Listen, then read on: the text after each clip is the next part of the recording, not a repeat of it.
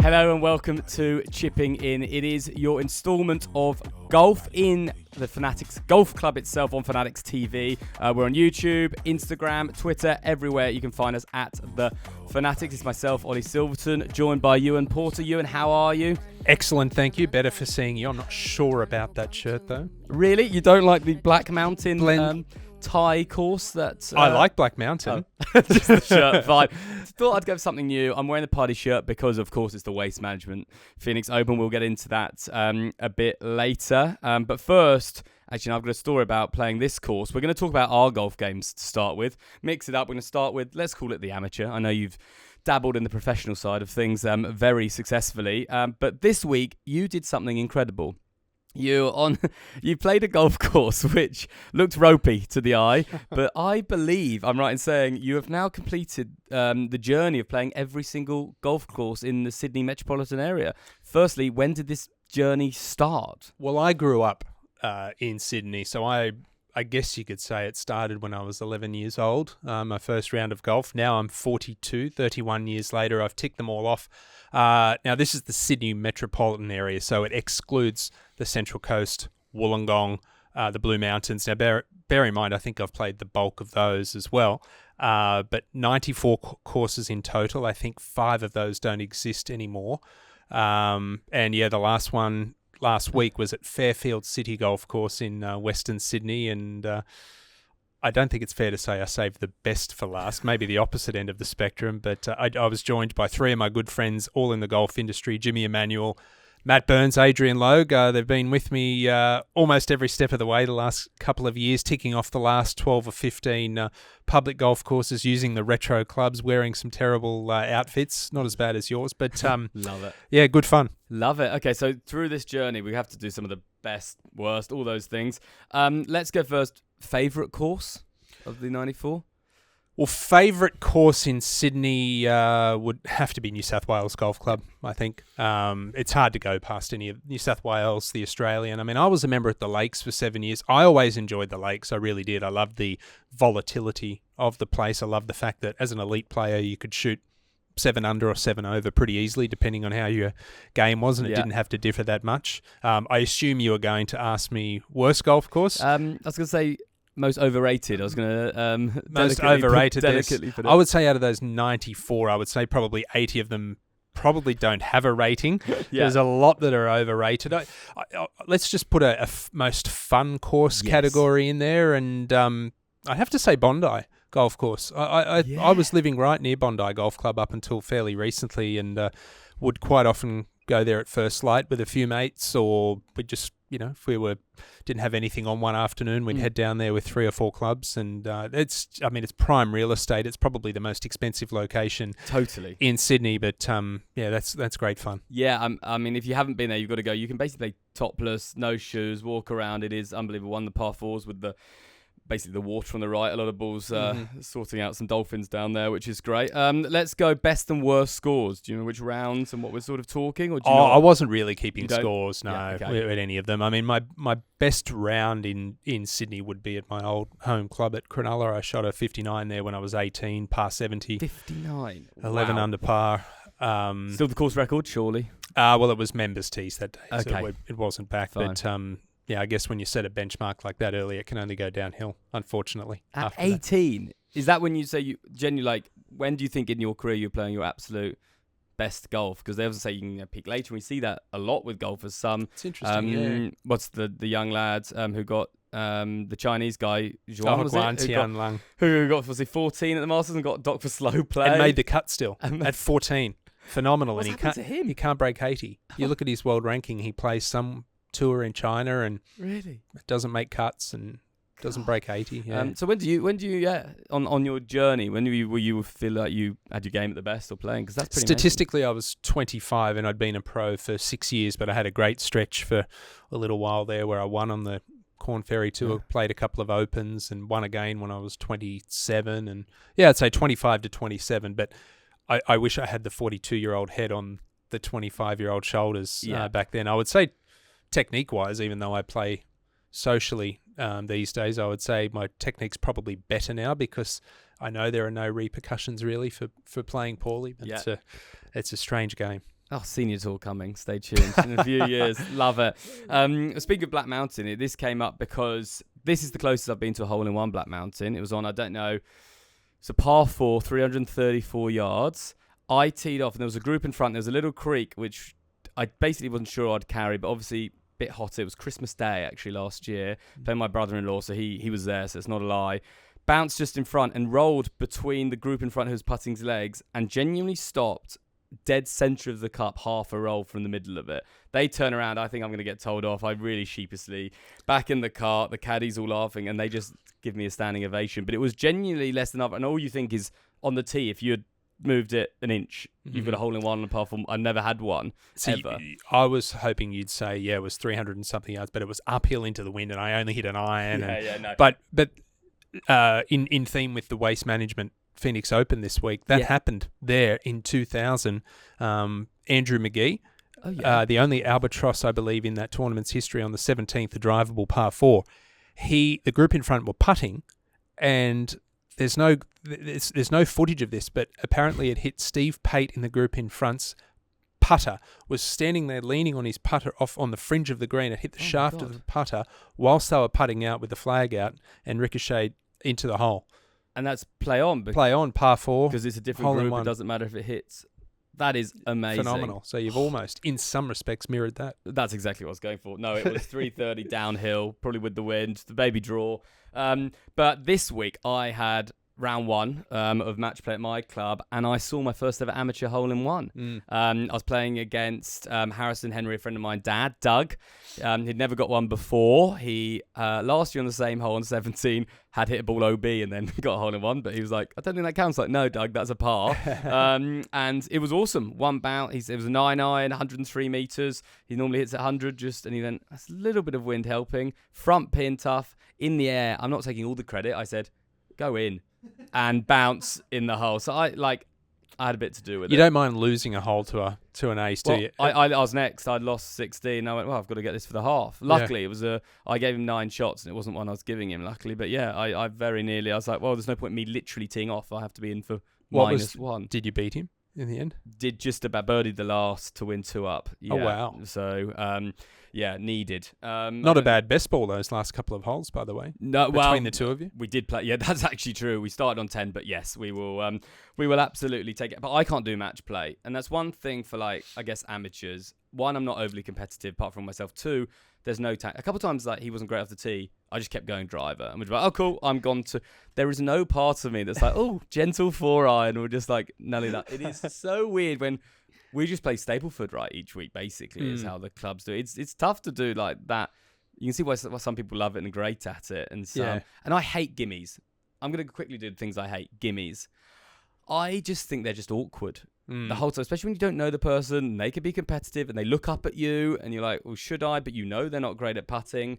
With mates, I'm just like, if you are asking for it, then you think you're going to get it, so just get it, basically, is my logic. So did you ever have any tense moments with gimmies at all or anything? Yeah, I've had a few. I mean, right now we've just started pennant season here in New South Wales, and I think probably interstate as well. And that used to be sort of at the forefront of our match play as an amateur golfer when I was younger. And there was a lot of tactics involved with gimmies as well. Yes, I mean, Justin Thomas talks about this. Yeah, the idea that you give a player a couple of short putts early on, and then all of a sudden they just start expecting it, and then out of the blue, you make them putt one and they're taken aback, and then they start second guessing themselves. And so I mean, there's a lot of stuff that you can do in match play to try and get in the opponent's head. But yeah, I'd like to think at the end of the day, I was always one for, if I play well, I'm going to win. If I don't, I'm not.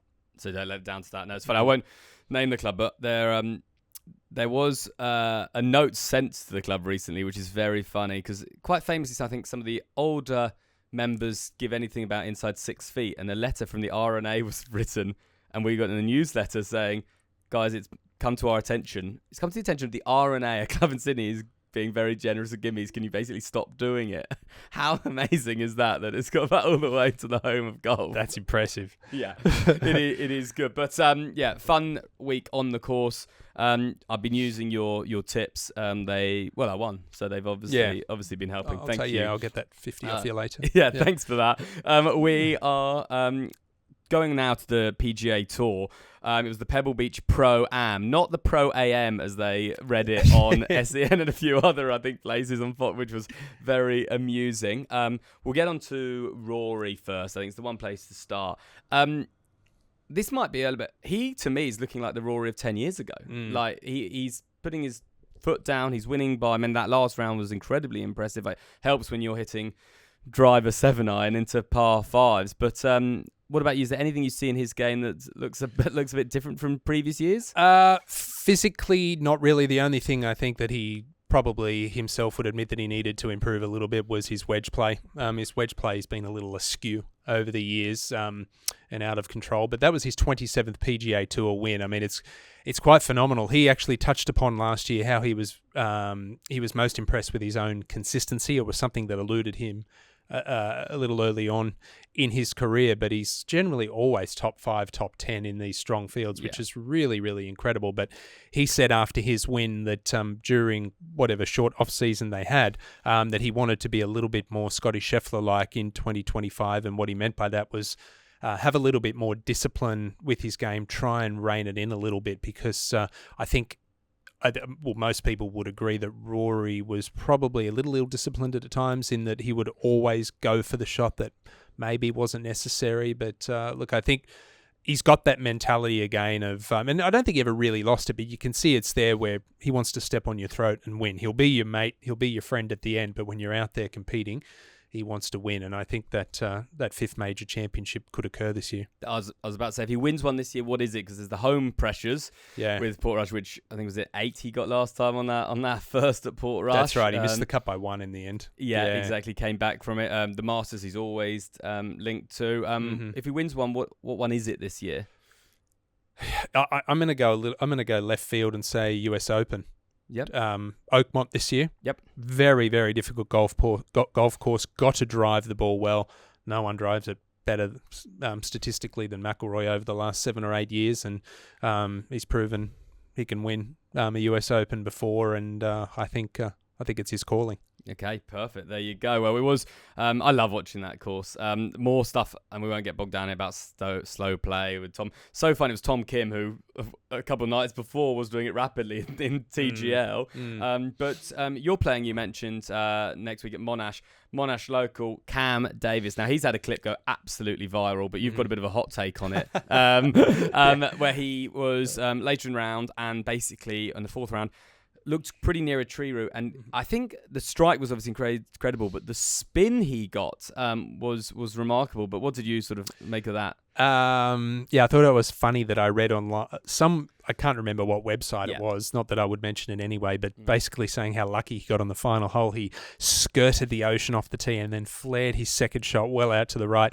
I mean, the ocean's on the edge of the fairway, so if you hit the fairway, you're skirting it anyway. And then way right was probably 10 yards right of the green. He made a birdie, made over $1 million. I mean, give me a break. But the shot itself, look, I'm sure most people who are watching have seen it. His ball was wedged between 2 fairly significant tree roots, but the ball was lying on dirt. When your ball is lying on firm dirt, you create more spin anyway. The shot he was playing was back into the wind, so that creates more spin.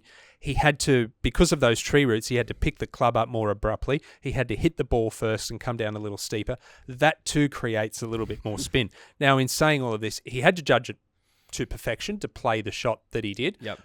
But I think the reactions that we saw on Twitter and social media, I think they were just a little over the top, because it was a brilliant shot. I'd take nothing away from Cam.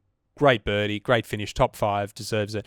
But I think if you gave most pros 5 shots, I think they'd hit that shot 1 or 2 times out of the 5. Yeah, there you go. Is that one thing? Cause you do hear this a bit, and you're a commentator, so you'll know it well. Do you think sometimes for the viewer there is a fair bit of hyperbole when you're like, these guys are good, we know they're good, but it's like, oh my God, you give him 10 balls or 100 balls, we'll never do that again. Do you see that sneaking into the game? A little bit, yeah. I think I've probably been guilty of it myself. I know when I've called shots being an on-course commentator in the past, I try and, having been there in the same situation, my golfing credentials aren't as high as a lot of the guys that I'm following, but I understand what they're trying to do. Physically, I can see what they're doing, but I try and describe to the viewer as best as I can just the difficulties and the things that can potentially go wrong. And one example is I remember in Dubai in 2020, I followed Bryson for 3 of the 4 rounds, and the rough was literally 5-6 inches deep. I was there as well, yeah. And I think Lucas Herbert won that week, but the commentators would quite often throw it down to me, and he was constantly driving it in the rough. And every single time I'm thinking, it's a wedge or a 9-iron out of here. There's no way he can gouge anything more than that. And he's hitting 5 woods and 5 irons and 220. It was so impressive. It really, really was. Yeah, right. He was on a different planet those days, and he was winning Dubai, wasn't he? Literally, Bryson. It was he was just stacked essentially. There's been a fair bit. I did see that leaderboard briefly. It was McIlroy, Lowry, Rose, Ryder Cup in Pebble Beach, and Straka as well. Yeah. Interesting, because that is sort of when it happens, when it's not incredibly low scoring, even though Rory turned it more low scoring, that the Europeans seem to come to the fore as opposed to the 28 under basically events. And the conditions too, it was cold, and I've been to Pebble for that event a couple of times, and it's never more than low mid 50s, which is probably 12-13 degrees Celsius, and they had the really windy day on Saturday, I think it was, the third day, and the conditions were probably more accustomed to what the Europeans are accustomed to, and they've really shown up the last few weeks, haven't they? I think it's going to be a very, very impressive European team on paper this year, which I don't know if that bodes well, because the last Ryder Cup on paper, they theoretically had their worst side in history, and they demolished the Americans. So it's very true. And one of those names is Shane Lowry. He got another hole in one, which was the 7th, the famous 7th. So his 3 on tour are 17 at Sawgrass, 3 at Pebble, and 16 at Augusta. As a trio of holes and courses go, that is right up there. Is there any other holes or places you want to throw into that mix for just incredible? Well, like 16 at Cypress Point, but they don't play a tournament there. So, no, I mean, maybe 12 at Augusta. 12. Yeah. But he's already done Augusta. So, elsewhere, 16 at Scottsdale, TPC Scottsdale. Oh, yeah. I lived on that golf course for 2 years. And that hole, it's funny. It's not a terrible hole. It's not a great hole. It's just a bland hole. But you put a stadium around it with 25,000 people, it changes complexion pretty quickly. What a beautiful segue that is. Let's go on to there, because it is the Waste Management Phoenix Open. I've never been, but it sounds like you have. And funny you talk about that par 3, because I think there was some great stuff on social media being like, this is basically catfishing. When you see it with absolutely no stands or anything, you're like, what's this hole? And then you put that around it, like, oh, okay, it's the before and after, I don't know, a Zempic or something similar. But you've done the event itself as well as like living there. Yeah. Does it rate as genuinely the best atmosphere, or is it slightly, because it's obviously party more than what you'd call the diehard fans at the majors? So where does it sort of, how can you paint the picture for us? Because it looks amazing. Yeah, I watched it the Friday in 2012. I'd actually missed qualifying on the Monday by a shot, so was devastated not to be teeing it up there at home, essentially living on the course. But went out there Friday, and I'd say in 2012 it was a fun atmosphere. Yes, you would call it a party atmosphere, and you had over 100,000 people there that day. It's quite phenomenal. But it wasn't as raucous and as rowdy and as out of control as what it has been the last few years. And I know that Chance Cosby, the tournament director, who used to be at Ping when I was sponsored by Ping when I first played in America, great guy, he has said that they're definitely going to try and rein it in and have the crowd show a little more respect this year. But that's not going to be easy when you've got free-flowing alcohol and people are there at 7 a.m., 8 a.m. Shotgunning beers. But yeah, it's a great event. It's historically had some fantastic winners and some great finales. And I would say outside of the major championships, it's definitely the most fun event to attend. Throw the Ryder Cup in there as well. Yep. Okay, nice. Yeah, the footage every year that comes of guys falling over, trying to drive golf carts, everything else. It's a wild one. Americans do that quite well. The other thing is always the outfits. Now, that's why I've gone for the colourful black mounted, along with the, I think, Okanui flower shorts. It's gone really just, I'm going to go Bucks Party Stag do is the attire, but there has been attire, and I don't know what he's going to go with this week. Jason Day, what did you make of the of the Malbon tracky dacks that he wore last week? Because the week before it was the golf jumper that was Malbon with the sunset, which is now on sale for something like $800, I think I saw. And Stephen Malbon, the owner, was like, he just chose it. We didn't even dress him. He just picked it off. He's a cool dude. Well, Malbone's been huge in Korea for years and years and years. And the Koreans, especially the Japanese, they love it. And look, it's subjective. There's no right or wrong. And I deferred to my wife on his outfit, and she's not a golfer, and she said he looks great. And it's interesting because there's definitely a big part of me that thinks, I love it. This is cool. Yeah. And there's also a part of me that I just think, like, 90% of golf courses here in Sydney, you'd get turned away. Totally. Probably more. So he's come off a long haul flight, like in the full-blown pajamas, basically. Yeah. Good on him. I mean, good on him for wearing it. And he's playing good golf too. So whatever works, go Jason. I love it. No, he's just got so much attention of the trackies. I thought that is just great. But as you say, like most courses don't even allow the Eric Van Rooyen cut-off trousers to the hoodies from Tyrrell Hatton. It is amazing that... I want to bring back the long socks. Shorts, because you can't wear shorts during tournaments on the PGA Tour. You can in practice DP, rounds. You can on the DP. Yeah. But I remember Brian Barnes, the late English golfer. He defeated Jack Nicklaus twice in a Ryder Cup, but he used to wear the long socks. And if you Google Brian Barnes and some of his outfits, he was a trendsetter back in the 70s. But I'd like to bring that back. Is that different to plus fours? Yes. So there's knee showing. Plus fours, there's no skin showing. Oh, another good look. I wonder if anyone sells them. But absolutely love it. And while we're staying in America for a second, I do love the stories when you see a name you've not seen for a while. We had a couple this week, actually. Josh Teeter. Have you come across him much? Because that's the name that I used to do some golf preview writing back in the day. He had his first win. I think it's over 6,000 days since 2009. Mentally, how, and you've probably been not quite that level because that's 15 years now, but you must at times think, this is it, there's no way, and then you come up nowhere and hit 24 under. Pretty remarkable story, hey? It really is, and I mean, I guess, not that I personally have any intentions of getting back out there, but it almost, if I did, it gives you hope because his last win was 2009, mine was 2010. He's 45, I'm 42. So, I mean, it's possible, but he's a great fella. I've played golf with Josh multiple times and, family man, good guy, very personable. Kudos to him for hanging in there and still, playing golf. It would have been very easy to throw in the towel and walk away a few years ago. He was top 100 in the world back in 2013. Wow. I think he's played 246 PGA Tour events and he's had a couple of runner-ups, never won out there, but spent a good 10 years at least out on tour. The course that he won at in Panama in Central America, I've played there. I played there 4 or 5 years in a row. And again, historically, you look at some of the winners. Matt Goggin won there when he was 40. Scott Dunlap won when he was 40-something. Another guy, Vance Veazey, was 40 when he won. You need to get an invite to Panama next year. Yeah, well, no, I never made I made the cut once, I think, there. But you're now 40s. That's why. Obviously, that's exactly. We'll do Fanatics Golf Club from Panama. They do great tours. And great coffee there. Okay, I don't drink coffee. Oh, I can just about do a mocha. You don't need coffee. No, I don't need coffee. I know that last time I was there in 2013, they had the second highest construction rate behind Dubai.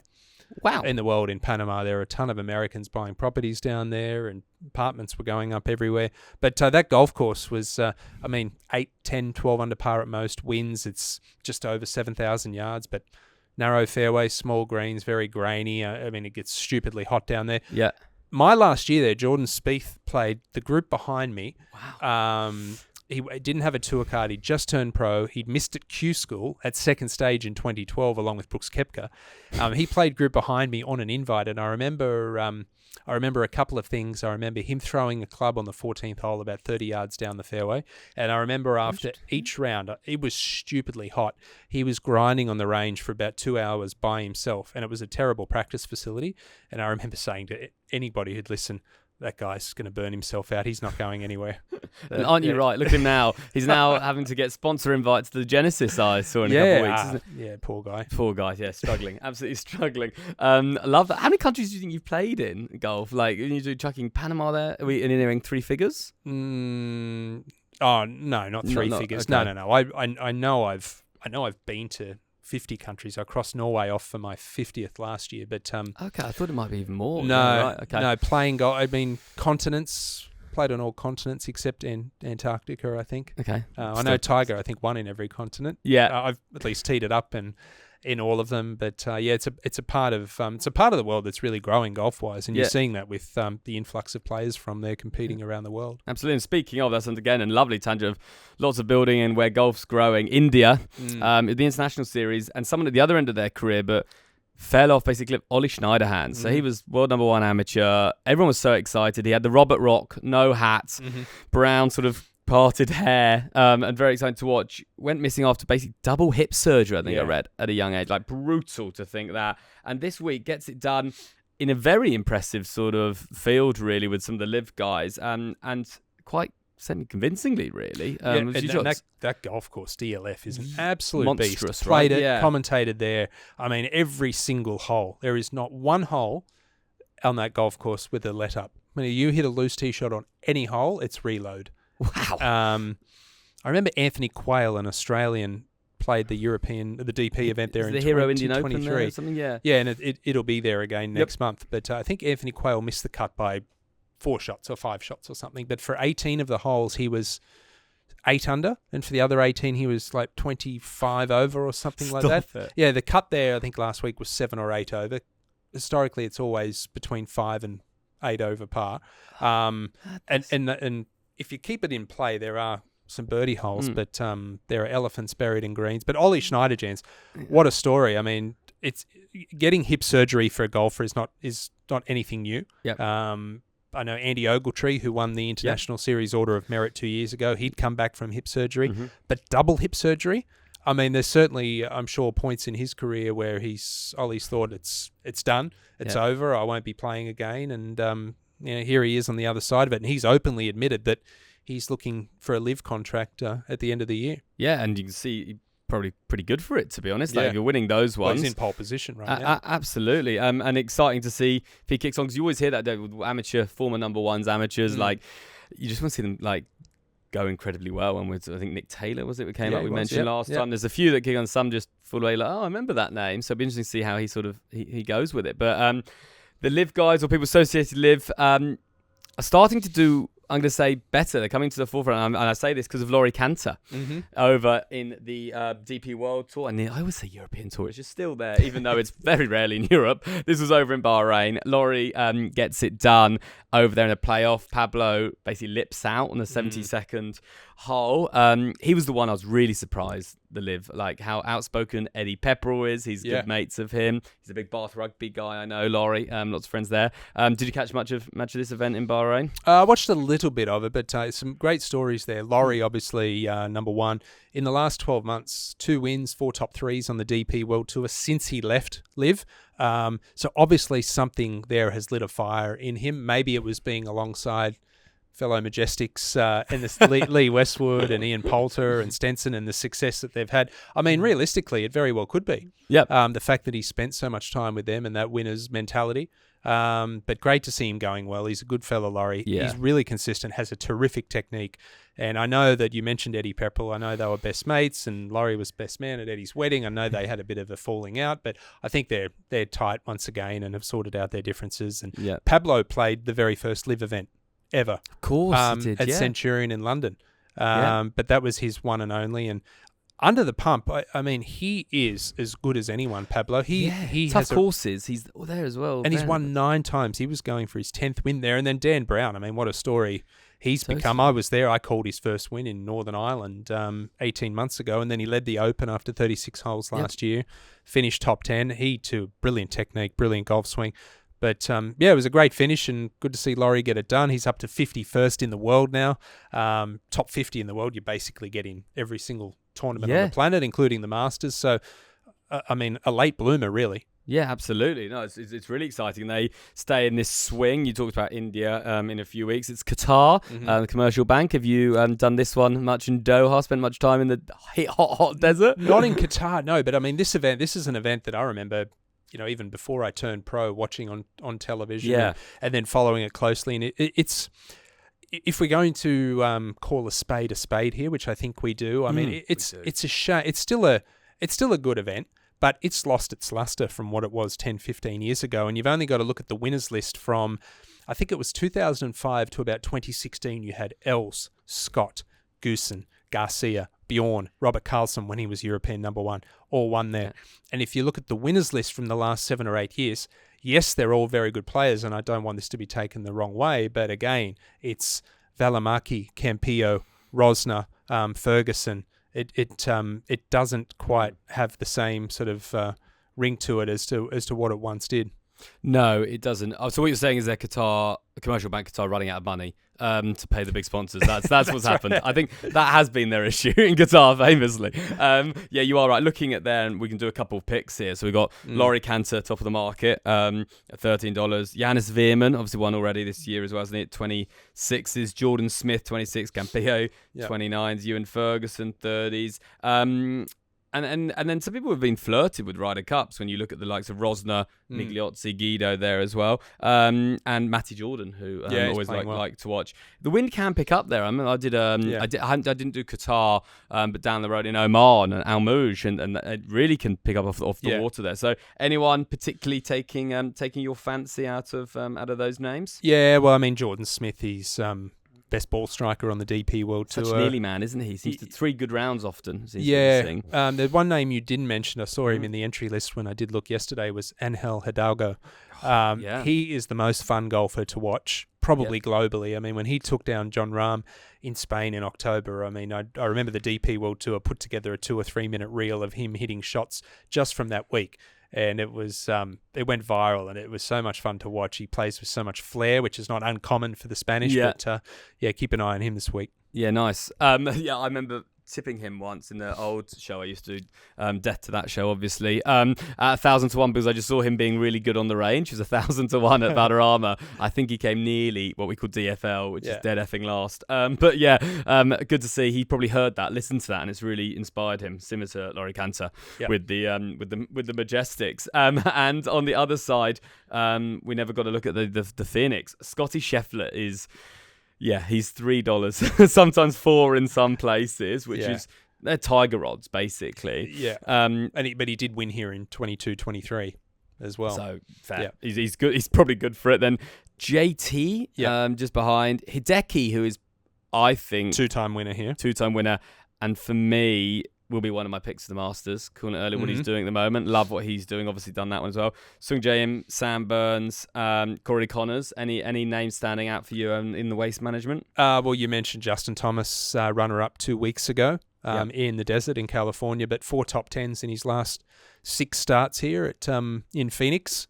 So, I mean, you'd have to think he's going to be there at the end. And Sung Jae-im, I mean, he's up there every single week. Sepp Straka, 1st and 7th his last 2 starts. I think take your pick out of any of those players and you can't go wrong. As a professional, how much those guys you talk about, they've had good history there, and I actually do find it as an amateur, there's some holes you just stand on, so you think, cool, I'm going to par a birdie this, and something like, oh my God, doesn't suit me. How much did that happen for you week in, week out? You go to a place and genuinely just vibes and good memories take over. And we spoke about Kevin Kisner last week saying, I don't care, I know I can't do better than 20th, but I'm still going to get money. It must be when Soren Kelton, I remember he's saying like long courses I hit 260 yards off the tee, I can't win, but I just feature. How much does that play into your head? Because it certainly does hole by hole as an amateur.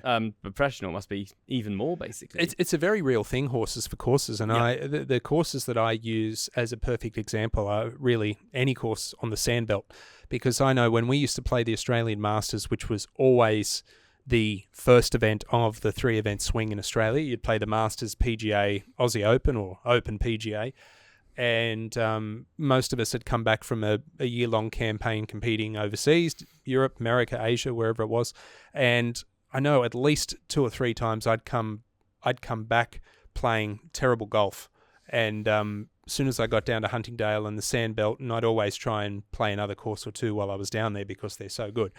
The vibes you get from being there, you feel like you can't play bad golf. That's how I felt anyway. And more often than not, I did play well regardless of what type of form I was carrying into it.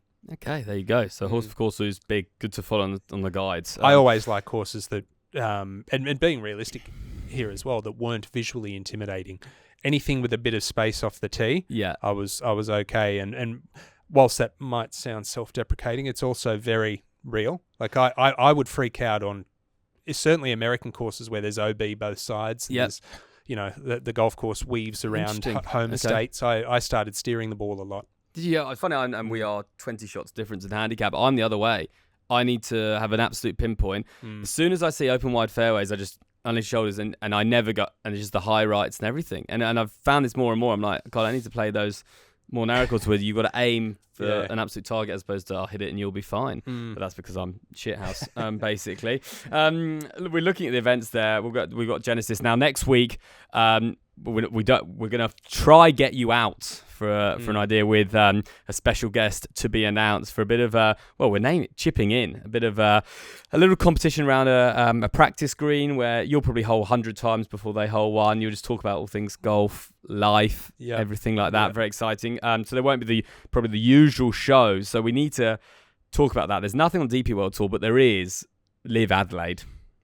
What a date night. Valentine's Day that weekend. I mean, lucky women and men all around the country. Are you looking forward to that? Because obviously the clips last time went crazy. I had loads of Bucks parties in the party. Chase Koepka was the hole in one. It's at the Grange yet again. It's sold out very quickly. I know a lot of people say Aussies go to the opening of a Coke can, but that is true, especially in Adelaide. What are you sort of looking forward to in that? Well, this is the third year of a 4-year contract with the South Australian government, and I know that former Commissioner Norman said that 3 or 4 other states are all vying for a second Australian event, but that won't happen until at least 2027 because they're going to honour the LIV Adelaide agreement, and rightly so, because the last 2 years, from all reports and from what I've seen in highlights, has been off the charts. I've been overseas both of the last 2 events. I won't be this time, so I'll definitely tune in and watch it. You couldn't write a script better than the finish that we had last year with the Australians taking down the South Africans in that playoff, and the captain winning it for the Aussies. Look, it was. It's going to be a great event to watch, and you spoke about Valentine's Day. I mean, and the good thing about it too is, realistically, it is a place for husband and wife, boyfriend and girlfriend to go down and have a great time, because the golf tournament itself lends itself to a lot of fun. They've got DJs, music playing. Fisher again, isn't it? Fisher, you got amazing wineries and food down there. It's going to be a pretty hectic week. We're angling for the Fanatics Tour, aren't we? Hosting the Chipping In Live podcast next year. I can see it. Year 4, go out with a bang. Speaking of underrated, we touched upon it at the start of this podcast. We'll touch upon it now towards the end. Underrated golf scene is Adelaide. I mean, there are a handful of brilliant courses that just don't get we've got Royal recognition. Adelaide, Glenelg, Kooyonga. Just outside, you've got Mount Compass, which is a fantastic course. You've got a couple of courses down on the Fleurieu Peninsula. Did I say Riverside is another great course? Yeah, there's some brilliant courses in that region. Okay, South Australia tour incoming. Love that. Perfect. Well, that's where we need to wrap this up. We're going to end with, I've done my absolute hate already. Let's get something from the game you're absolutely loving or you love that's sort of come to the forefront in recent weeks or whatever it may be. I'll throw a hate and a love all in the one. I've really, for a long time, I've hated hearing about the metrics around TV viewership and numbers going down. The more they focus on it, the more it becomes a problem. Just stop mentioning it. We never heard about it until LIV came along. Just don't mention it. But then I do love the fact that Sunday when Rory won was the highest rating that I think CBS have had for a golf tournament in the last 4 years. So, the appetite to watch good golf on great golf courses, that being a key component of it, is still there. But just, golf media, just stop mentioning the viewership numbers. I'm with you. And the measurements are also wild, aren't they? If you flick through basically by accident for a second, you get the hit. And That's they are right. so all over the place. And very specifically, those numbers are CBS or NBC. It's excluding everyone else in the world. It's excluding streaming and YouTube and all the other stuff. So totally, how true is it? I mean, it's close, but it's not close to the global viewership. But it is big, isn't it? When the big names are doing well on Monday morning, it's great for us over here in Australia, those PGA Tour endings, watching Rory close it out because he was sort of tired or only one ahead and one bad shot there. As you say, the fairways roll into the water. Rory said pre-tournament too that courses count for a lot too. And watching a finish at Pebble Beach is, let's be honest, it's TPC Twin Cities in Minnesota or Quad Cities in Iowa, Illinois, wherever it is, it's not the same. Yeah. You give us a good golf course and we'll be tuned in. Chuck a tree in the middle of the fairway and we'll absolutely love it. Perfect. And the final one is your tip, because these are popular. People know your tips. And you asked me how I sleep earlier, and it's not great. And last night, I had a dream about Rory McIlroy, actually, and this is genuinely true.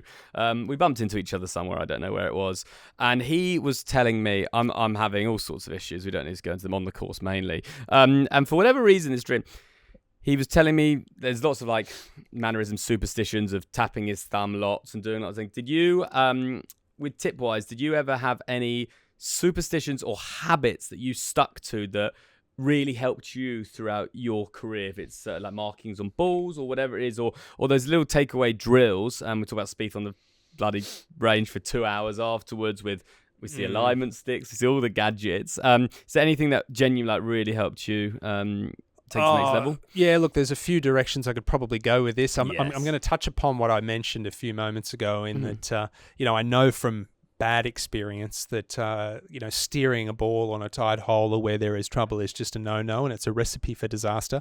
So for any viewer watching, whatever your home course is or whatever hole that might be your nemesis hole, just try the absolute opposite. Jack Nicklaus always said that he made his freest swings on the tightest holes. So maybe I should take heed to my own advice here, but tee it high and let it fly. Like, get up there on a hole that gives you trouble, and I guarantee you that it's in your head that you have a problem with that hole. So if you can just try and flip the script, tee it up high and give it a bit of a rip, then absolutely I feel the results will be better. And I'm going to try that exact same thing next time. Love it. Okay, there you go. If you're terrified of the hole, don't be. You're a coward, essentially. Just hit it hard. Perfect. There's the tip. Thank you so much for joining us at Chipping In. As I say, next week, stay tuned for this, because hopefully we're going to get a bit out and about, and Ewan's going to give all sorts of tips and I need that when you use your pitching all the way through to 60, you're going to hold some shots and have a chat about golf and life with maybe me, but maybe someone much more famous and impressive. Well, I don't know about the impressive bit, but you're putting a lot of pressure on. You said I'm going to hole 100 chip shots before. I'm going to be chipping in quite a few times, as you've just mentioned there. I can't remember the last time I chipped in at all. So, I mean, the pressure is on. Yeah. What, from even just off the green? Come on. It's been a long time. I don't practice. And then out on the golf course, no. I mean, I've hit a lot of good chip shots, but as far as the ball going in, no, it's a rare occurrence. That was actually quite cool. Is it the Arizona Sun Devils? Is that the team?